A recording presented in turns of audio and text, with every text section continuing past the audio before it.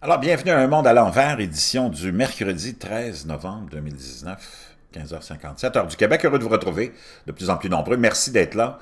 Vraiment, c'est apprécié. Tous ceux qui m'envoient des liens aussi, c'est extraordinaire. On s'en va justement sauter dans un de ces liens-là. Le jus d'orange, bientôt une denrée rare, imaginez-vous. Les parasites sont à l'origine de cette disparition-là, probablement. Les oranges risquent de devenir bientôt une denrée rare depuis plusieurs années. Une bactérie décime les cultures d'agrumes tout autour du globe, entraînant une chute de production importante. J'en avais déjà parlé dans une publication précédente. Si la région méditerranéenne, qui compte les plus gros producteurs européens, est encore indemne, le vent pourrait bien venir à tourner, notamment en raison du réchauffement climatique. Votre petit verre de jus d'orange du matin pourrait bientôt vous coûter très cher.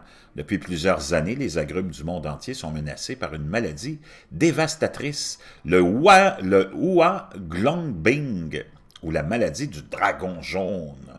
Originaire de Chine, elle est causée par différentes espèces de la bactérie Candidatus liberibacter, transmise aux agrumes, ou aux cultures d'agrumes par deux insectes vecteurs je vous épargne les prononciations, vous irez lire ça, je vais vous laisser le lien dans la boîte de description. Les deux sont de la famille des psylles ou des psylles. Une fois contaminés, les fruits deviennent amers et tombent prématurément de l'arbre. De nombreux pays producteurs ont déjà été touchés, à l'image de Cuba, du Mexique, de la Martinique, de la Réunion ou encore des États-Unis. La Floride, deuxième région productrice mondiale d'oranges à jus, fait ainsi face à une crise sans précédent. Alors que la période de la récolte des oranges approche, le Washington Post rapporte que 90% de ces cultures sont touchées par le fameux virus ou la bactérie du dragon jaune, apparu pour la première fois dans l'État en 2005. La production a ainsi décliné de 75% en 2018, débouchant sur la plus faible récolte depuis la Seconde Guerre mondiale. Découragés par la situation, des milliers d'agriculteurs ont déjà baissé les bras, abandonnant leurs vergers. Les deux tiers des usines à jus de la région ont de leur côté fermé, minés par le manque d'activité, alors qu'aucune mesure ne s'est à ce jour montrée efficace pour éradiquer la maladie. La menace n'est pas prête de s'éteindre, et ce, d'autant que les températures vont crescendo en raison du réchauffement climatique.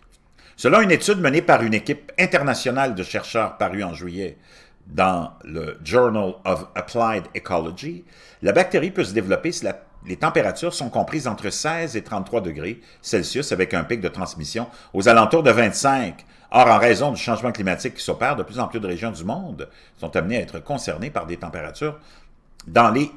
températures dans les prochaines décennies. C'est parce que c'est des températures complètement normales, mais en tout cas, que voulez-vous? Hein, on est parti avec cette folie-là, on ne l'arrête pas non plus. Une carte des zones à risque établie en fonction du nombre des mois de l'année pendant lesquels des températures favorisant une contamination sont observées a été réalisée par les chercheurs. Elle permet non seulement d'évaluer le risque présent, mais également de prédire de nouvelles zones de transmission du fameux dragon jaune dans différents scénarios de changement climatique. On est toujours dans le délire du changement climatique, que voulez-vous? Encore absente de la région méditerranéenne, qui compte les plus gros producteurs européens d'oranges, Espagne, Italie et Grèce, la maladie pourrait néanmoins rapidement faire son apparition, selon des experts du MEDEC, un réseau de plus de 600 scientifiques des pays méditerranéens. Ces derniers sont particulièrement touchés par le changement climatique avec une augmentation des températures supérieures à la moyenne. Dans un rapport présenté le 10 octobre à Barcelone, durant une réunion de l'Union pour la Méditerranée, ils affirment que l'augmentation de la température dans le bassin méditerranéen a déjà atteint 1,5 degrés Celsius par rapport au niveau pré-industriel pour une moyenne mondiale de 1,1 degré Celsius. En 2040, elle pourrait atteindre 2,2 et 3,8 à la fin du siècle dans certaines parties du bassin méditerranéen. La menace du dragon jaune est d'ailleurs prise très au sérieux par les autorités sanitaires françaises. En juillet dernier, l'Agence nationale de sécurité sanitaire, alimentation, environnement et travail a publié un avis sur le sujet. elle y rapporte avoir mené une analyse de risque pour la zone de l'Union européenne et conclut à un risque élevé en cas d'introduction de la bactérie responsable de cette maladie en raison du climat favorable, du potentiel adaptif des bactéries ou encore de la capacité d'établissement des insectes vecteurs en dehors de leur zone d'origine.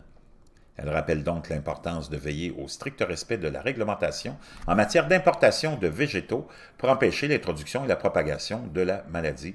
Elle recommande également de renforcer la surveillance afin de pouvoir détecter rapidement son éventuelle apparition et de développer les stratégies de lutte biologique, notamment contre les insectes vecteurs ou via des variétés de végétaux résistantes. Au Portugal et en Espagne, l'un des deux insectes vecteurs de la maladie, Triosa erythrea, a d'ores et déjà été repéré. Donc, vraiment, à surveiller votre verre de jus d'orange.